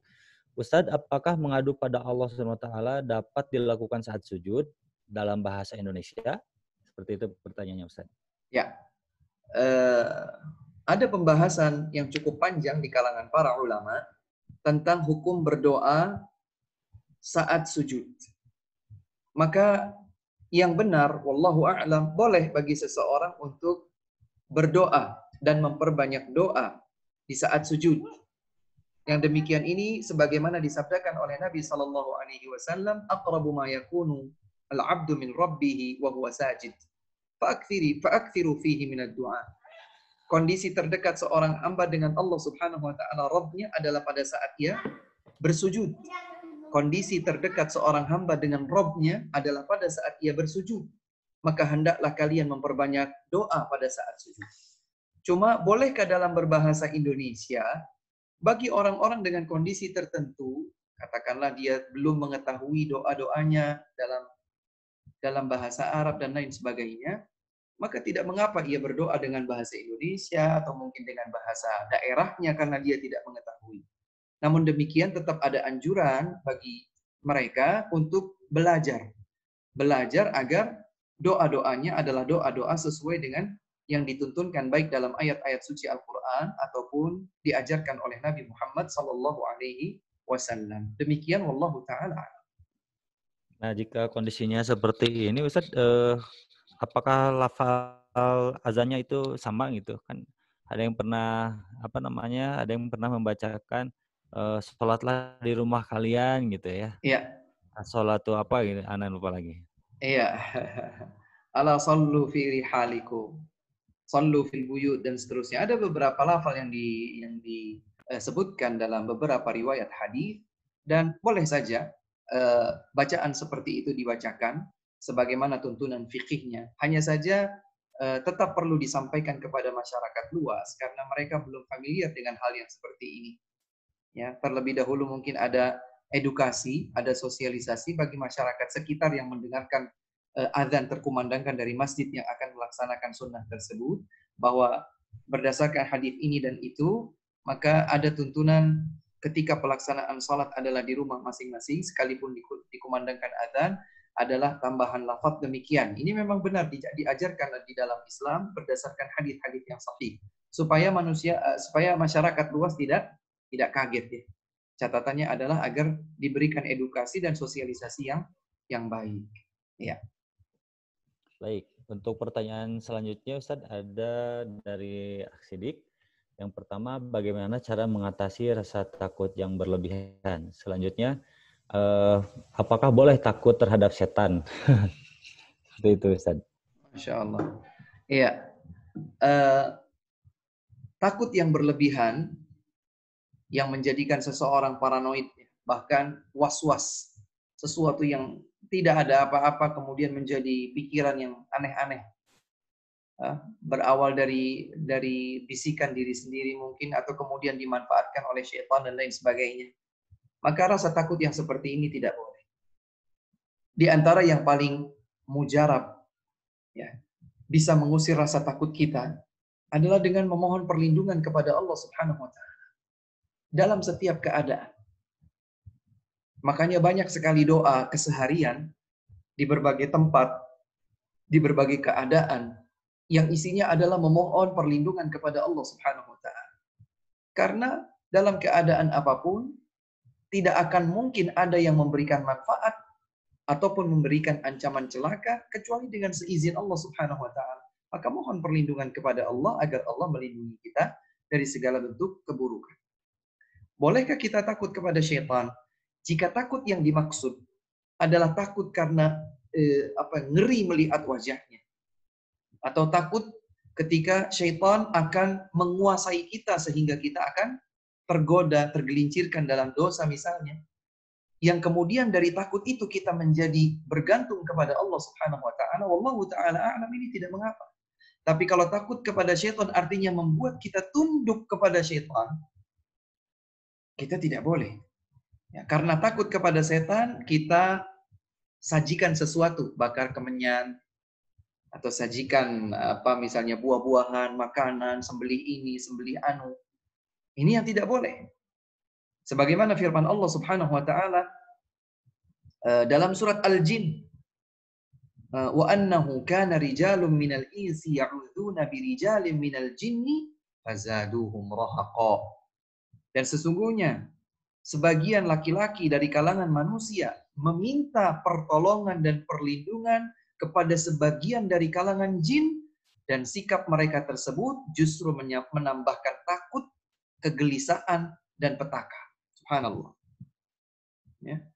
Dikisahkan bahwa dahulu sebagian orang Arab, kalau mereka sedang melakukan perjalanan kemudian singgah di sebuah lembah untuk mencari rerumputan, untuk hewan yang mereka tunggangi misalnya, atau mereka ingin beristirahat sambil mencari sumber air di lembah tersebut misalnya. Kemudian mereka merasa ada yang mengganggu mereka dari kalangan jin, maka kemudian mereka berteriak, wahai penguasa jin, jadi jin rajanya begitu ya, saya berlindung kepada engkau dari godaan jin-jin anak buahmu ini. Yang demikian ini, kata Allah Subhanahu wa Ta'ala, justru menambahkan kehinaan, ketakutan, kegelisahan, dan lain sebagainya terhadap diri manusia. Maka tidak boleh takut kepada syaitan Karena tidak ada yang memberikan manfaat, tidak ada yang memberikan celaka atau madarat kecuali Allah Subhanahu wa taala. Wallahu taala a'lam. Baik, selanjutnya syukuran Ustaz. Selanjutnya pertanyaan dari Zayan Muhammad Akif, bagaimana menyikapi rasa takut? Nah, seperti itu Ustaz. Menyikapi rasa takut. Rasa takut. Ya. Rasa takut itu bagus ya. Kalau seseorang tidak punya rasa takut, apalagi tidak punya rasa takut kepada Allah Subhanahu wa taala, tidak takut terhadap ancaman azab Allah Subhanahu wa taala, ini bahaya. Seseorang harus memiliki rasa takut. Tidak boleh rasa takut itu hilang dari diri seorang hamba yang beriman. Karena ibadah yang dilakukan oleh seorang mukmin tidak boleh hilang darinya 3 unsur. Ibadah seorang mukmin harus senantiasa menyertakan 3 unsur sekaligus. Yang pertama adalah al-khauf, rasa takut kepada Allah. Takut akan ancaman siksa dan azab Allah. Kalau kita meninggalkan kewajiban, atau kita bermaksiat, atau melalaikan dan lain sebagainya. Yang kedua, mahabbatullah. Harus ada di dalam hati kita rasa cinta kepada Allah Subhanahu wa taala. Yang ketiga adalah raja, harap. Jadi benci, takut, dan mengharap kepada Allah Subhanahu wa taala harus senantiasa ada pada ibadah kita. Maka takut itu harus ada, tetapi takut yang benar, takut yang proporsional sebagaimana diajarkan di dalam tuntunan Islam. Wallahu a'lam. Baik Ustaz, syukran. Mudah-mudahan jelas ya Ananda Zayan jawabannya dari Ustaz. Untuk pertanyaan selanjutnya ini masih ada sekitar 4 pertanyaan Ustaz, namun untuk mengingatkan bahwa zuhur pada siang hari ini pukul 11.49. Ini gimana Ustaz? Apakah mau disudahi atau dilanjutkan? Tepatnya Ustaz sudah ada nih. Tepatnya Ustaz azan ya. Ya udah, kalau begitu diakhiri saja mungkin oleh Ustaz.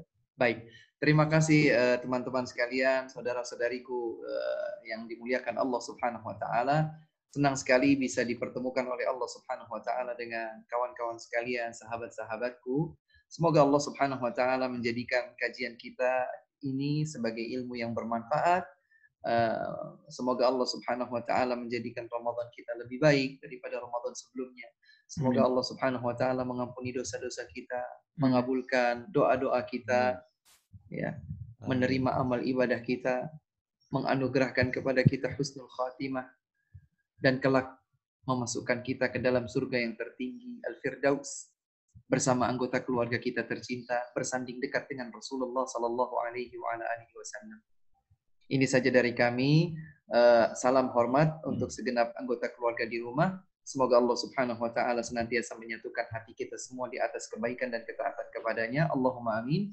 Wabillahi taufiq wal hidayah wa akhiru da'wana alhamdulillahi rabbil alamin.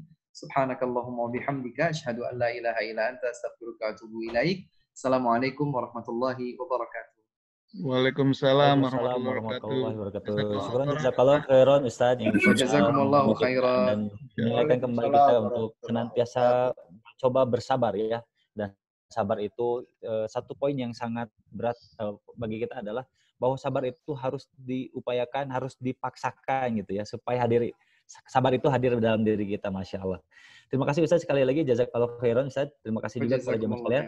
Dan mohon maaf kepada jamaah yang tadi masih ada memberikan pertanyaan namun tidak terakomodir karena waktu jualah yang memisahkan kita. Mudah-mudahan di lain kesempatan, di lain pertemuan bisa difasilitasi pertanyaan-pertanyaan tersebut. Mohon bersabar. Nah, ini salah satu bentuk sabar ya. Waduh, pertanyaan saya nggak dibacakan. Nah, ini implementasinya ya. Implementasinya harus diamalkan, sabar. Dan sebelum diakhiri ada informasi juga bahwa nanti sore insya Allah kita pun akan bertemu kembali di kajian sore hari masih di komunitas pekerja mengaji dalam oase Ramadan bersama Ustaz Dr. Raihanul Bahrain SPPK dan akan membahas tentang beberapa hikmah di balik musibah COVID-19 ini. Semoga jamaah sekalian dimudahkan, diberikan kesehatan, dan tentu saja Allah memberikan usia yang berkah kepada kita sehingga kita di sore hari nanti kita dapat bertemu kembali dalam kajian yang sama. Terima kasih, saya mohon undur diri, mohon pamit. Terima kasih atas kehadirannya. Jazakallahu khairan katsiran.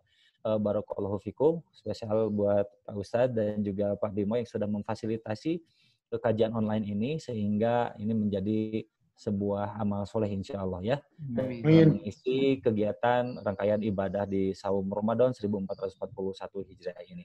Alhamdulillah kita sudah memasuki waktu zuhur. Semoga kita dapat melaksanakannya dengan khusyuk dan tumaninah. Sekali lagi, marilah kita akhiri dengan doa kifaratul majelis. Subhanaka Allahumma bihamdika asyhadu an la ilaha illa anta astaghfiruka wa atubu ilaik. Walhamdulillahirabbil alamin. Walafu minkum. Mohon maaf atas segala kekhilafan. Wassalamualaikum warahmatullahi wabarakatuh. Waalaikumsalam warahmatullahi wabarakatuh. Afwan Ustadz. Terima kasih Ustadz. Ustadz, Afwan tadi ada masukan dari teman-teman kalau Ustadz masih ada waktu luang, kita bikin pertemuan sekali lagi Ustadz. Baik, nanti insya Allah kita carikan waktunya, insya Allah ta'ala. Syukran Ustadz. Afwan, barakallahu fikum. Assalamualaikum warahmatullahi wabarakatuh. Waalaikumsalam warahmatullahi wabarakatuh. Waalaikumsalam warahmatullahi wabarakatuh. Alhamdulillah sudah azan zuhur. Mari kita sama-sama melaksanakan sholat zuhur. Terima kasih Pak Bimo, Mas Dwi, dan semuanya. Barakallahu fikum. Wassalamualaikum warahmatullahi wabarakatuh. Waalaikumsalam warahmatullahi wabarakatuh. Jazakallah khair.